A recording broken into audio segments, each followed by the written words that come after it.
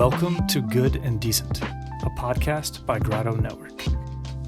Stories of ordinary people living in extraordinary ways.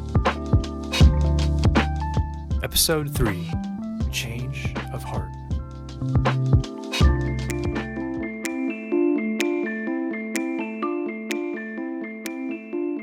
We see a man in his mid-20s cruising on a mountain bike through the backcountry of southern Michigan. Attached to the back of his bicycle are 2 yellow 5-gallon buckets for storage. On his head, there's a helmet with a light attachment, and on his feet, strapped sandals. Meet Randy Orak.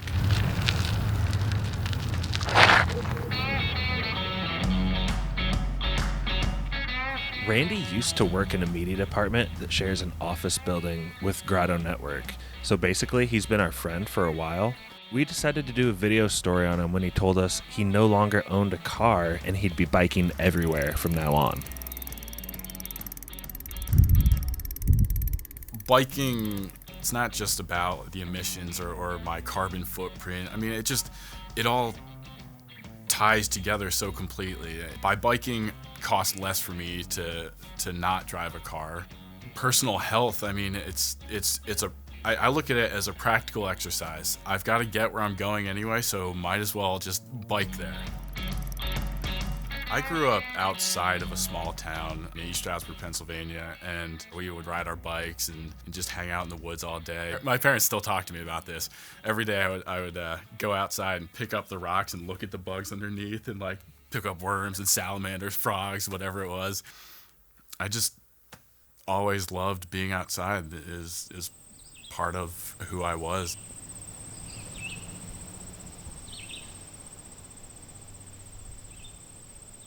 Randy gave us a bunch of pictures and videos from his childhood in the sticks of Pennsylvania. In one video, Randy stands on a cliff face with a rope swing in his hand. One of his friends calls dibs on his Xbox in case this all goes bad. Randy just smiles, checks the rope's tightness one last time, and then soars backwards over the river. He does a backflip, and his friends cheer as he lands. Bro, you like Stop, so it's on the stay here. What time's it now? 2:36. Randy, can I have your Xbox?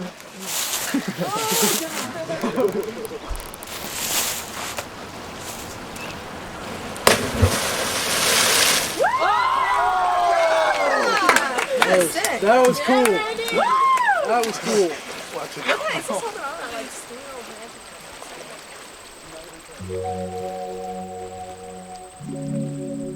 After college, Randy moved from his rural Pennsylvania town to a Midwestern Rust Belt city. He had landed an internship at a prominent university's sports media department.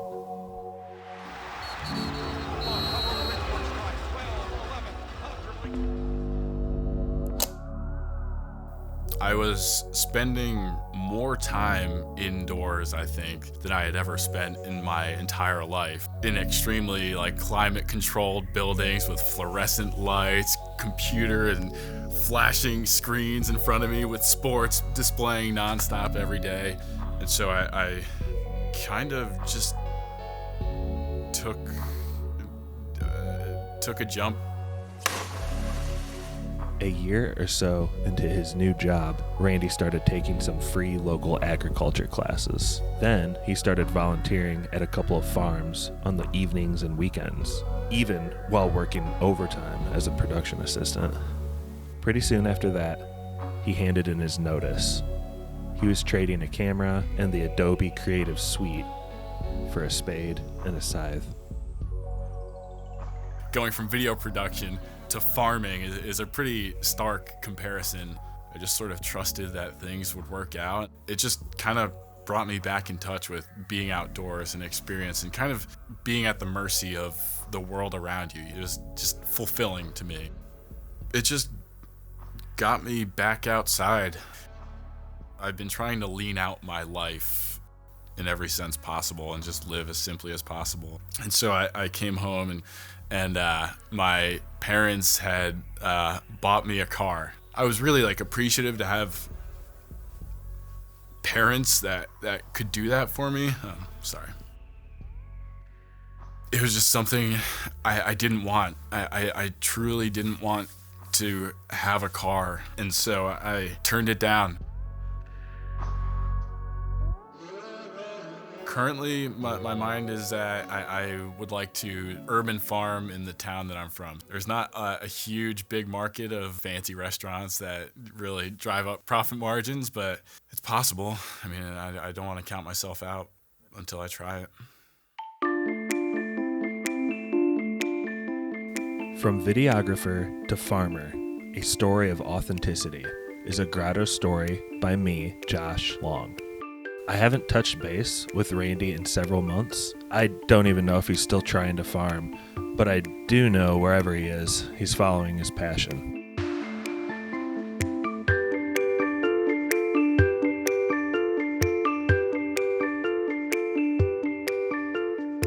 That was great. Solid, man. Seriously. Oh my gosh. I loved so much of what he said.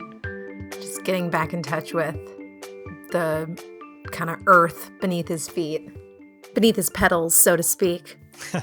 Quick backstory on Randy. So I worked next to him, a couple cubicles away. The FIM guys, the Fighting Irish Media that he worked for, he was always over in those pods. I just remember being like so impressed. I was just like, holy moly, like this dude just like bikes everywhere. Yeah. And speaking of getting to know someone behind the scenes, this is your first time on the pod. Welcome. Hey guys, I'm Ben. So yeah, I'm associate video producer. So I'm on the video team for Grotto. I have to say a fun fact about Ben. When we're in these Zoom meetings, and whenever Ben talks, I hear this like gurgling in the background or this like bubbling. And for the longest time, it remained a mystery. I'm like, what is that sound? Like, I didn't know what it was. And I think I asked someone else on the team, I'm like, what is that sound in the background? And they're like, Ben has a fish tank? Is that right? Yeah, it is. It's a huge, like ginormous fish tank. I think it keeps the mystery, alive. There you go. So yeah, so you encountered Randy in this capacity and his story just resonated with you. Yeah. What about you? What did you think of this story? So I have a brother who's a cyclist, so I just love people who love bikes because it can become an obsession for sure. It's one of those things that like people just get hooked on biking. I love that he had these reasons for why he loved it, but he also was just like, it just feels right. Like it just is in sync with my body and who I want to be. And I think that's cool. I think that's the kind of stuff that when you see someone really like leaning in like that. Mm-hmm. But it sounds like this guy's bike was a little different than the kind of cyclist type bikes I've seen my brother ride. Yeah, for real. Yeah, it's pretty intense, man. Like those giant gallons on the back and like the headlamp and everything. Like, yeah, it's pretty amazing. That's definitely on a bike you see every day on the road. Tell me about the buckets. He has these giant like buckets on the back of the bike for like transporting, I imagine for transporting goods and like. Yeah, it's like his trunk. Yeah, it's like his trunk. Yeah, like groceries, obviously, like whatever he needs to transport. People, no. Someone's sitting in a little bucket. That's amazing. So what? And he's got the headlamp, obviously, because he might bike at night. Well, he's a pretty rugged dude, man. So he's got the Jesus sandals. So he's rocking the Jesus sandals. That's what I call like the open-toed sandals. But yeah, he's into farming and stuff, and so he's like I remember seeing him around the studio. And he used to wear this, like, he had this helmet, like a bike helmet, but it was just covered in stickers, like the whole thing. One time I saw him wearing this, like, I think it was like a shirt. It was like a shirt or like it was some apparel that had like pockets everywhere, like literally everywhere.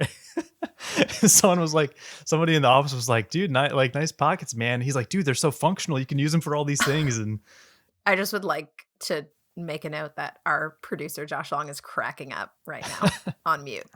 So it must be just great memories of this guy. Yeah. Well, I'm just, like I said earlier, I'm just really impressed with Randy. And, speaking of like, change, that's so evident in Randy's life, his willingness to change his life. So two things, right? One, his transportation. He's changing his way of getting around everywhere, which is insane. And then also he's changing his entire career path.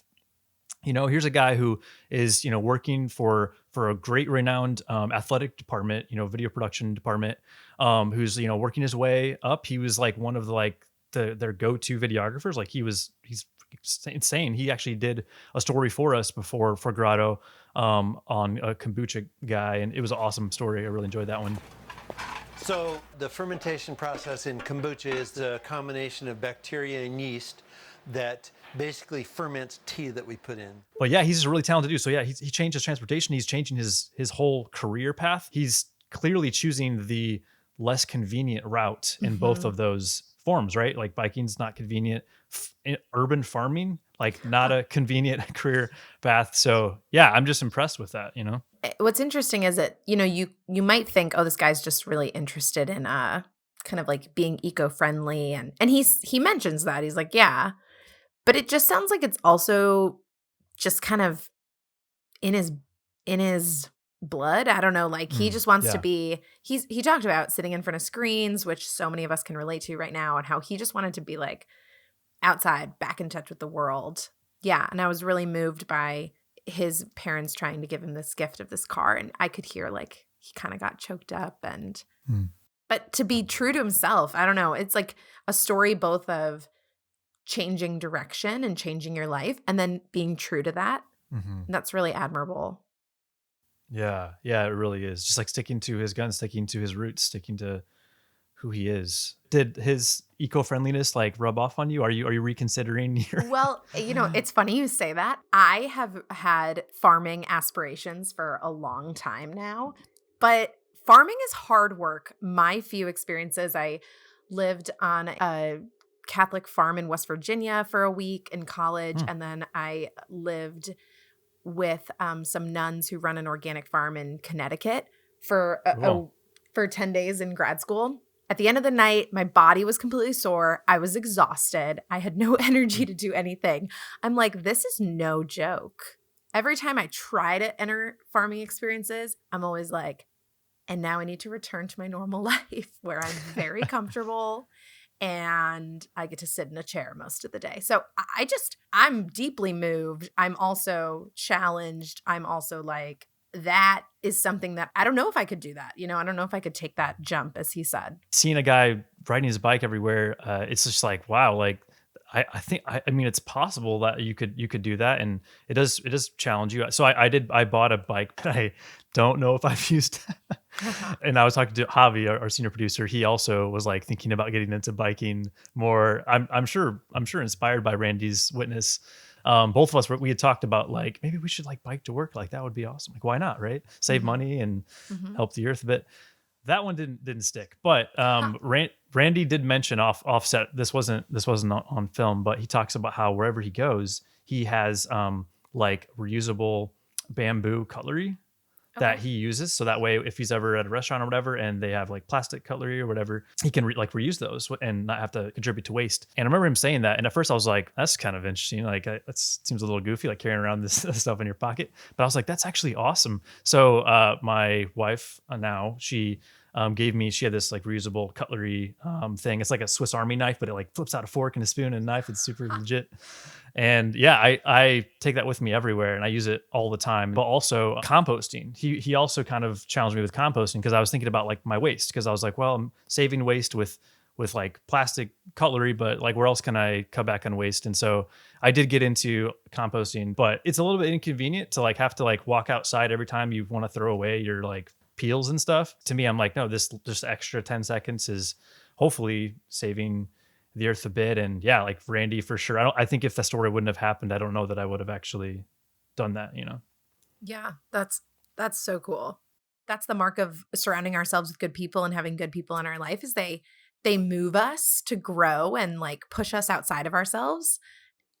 You've worked on a lot of Grotto stories, Ben. Are there any others that come to mind when you kind of saw a story subject change their mind or grow? One example would be our boss Javi told us about this tattoo shop in town. They were doing free cover-up tattoos. What's a cover-up tattoo?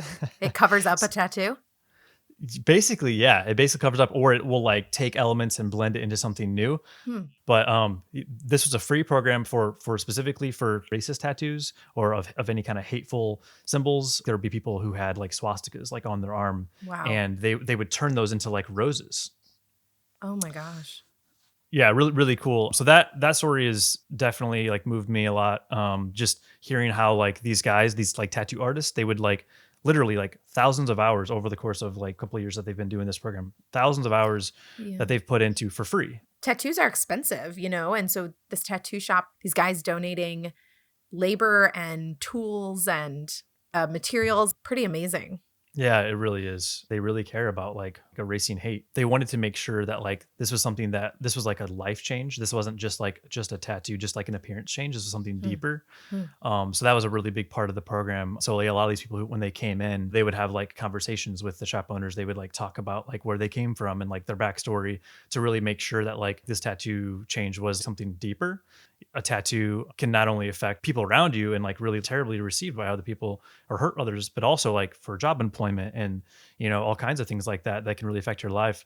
But there was something deeper there with all these people that I think is really admirable. What I like about both these stories, you see the bike and you think, wonder what that guy's all about. He's got these buckets on the back. Same thing if you see like a big burly dude with a rose on his arm, you might be like, wonder what that dude's all about. Like, I think how you present to the world invites people it might invite someone into a conversation. I think these two stories show like you can pick up in the middle of your life and make a dramatic change. I think that's awesome. I think we have a clip from the tattoo story. Is that right? Sounds great. Let's do it. All right. We have the whole thing here. Let's dig in. Roll that tape. Jay Long, roll the tape.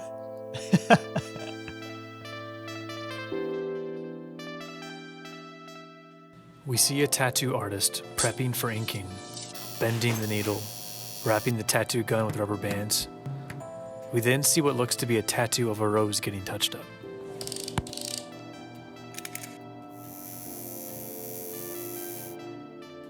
So this was my first documentary that I was in charge of producing solo. I was a bit nervous already.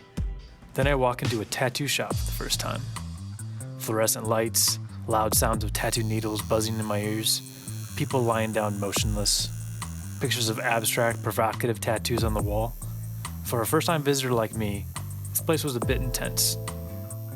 Meet David Martin, tattoo artist and owner of Bicycle Tattoo. Quick backstory. It all started in August 2017. The news was saturated with the horrifying attacks of hate in Charlottesville. David and his artists wanted to help erase hate and spread peace. They announced online that they would be offering free cover-ups for racist tattoos. Their shop was flooded with requests. We don't have time to go to a picket line. It's just we have families to feed. We're working people. So what we can do is we can cover up racist tattoos because there's racist tattoos out there. We had one person that was underage who her whole family was involved in a group, and she was given the tattoo when she was like 13. We've had a lot of guys from that they got them when they were in prison. We've had some that were just honestly, they believed in it at one time. You can just kind of see it in their eyes when it's done.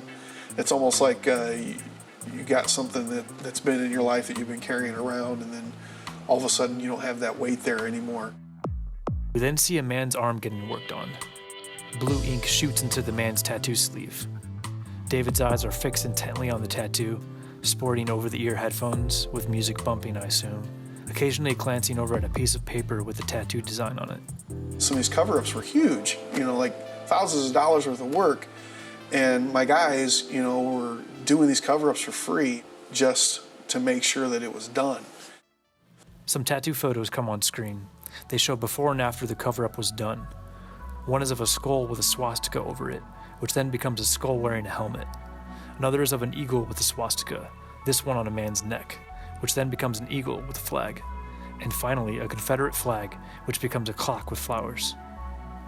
So a lot of times, like I know with a lot of the swastikas we've been covering up, we've been doing a lot of roses over those. So you can take some of those swastika lines, and then kind of curve them out and fake it out into the shape of rose petals.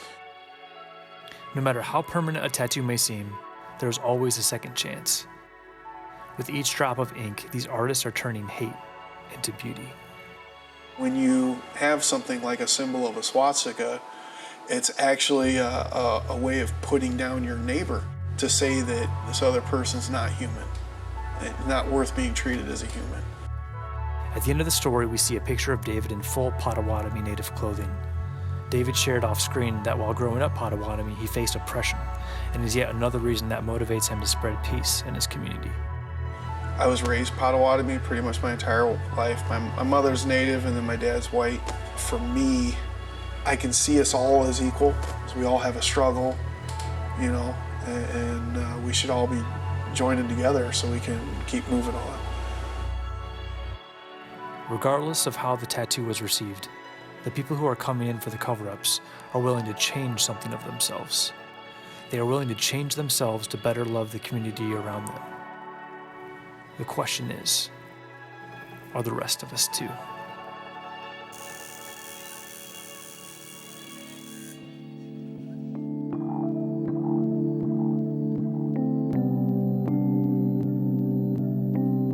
This episode was hosted by Sara Toms and me, Ben Cruz. It was produced and edited by Josh Long. Grotto Network is senior producer Javi Zubi Zaretta and senior editor Josh Noem. Liz Colleran is the assignment desk and event program manager. Michaela Douglas, web content strategist. Becky Ottman, graphic designer. Adrian Garalde is our social media manager. Josh Long, producer. Ben Cruz, associate producer. Tara Kelly and Aaron Williams are our treasured video interns.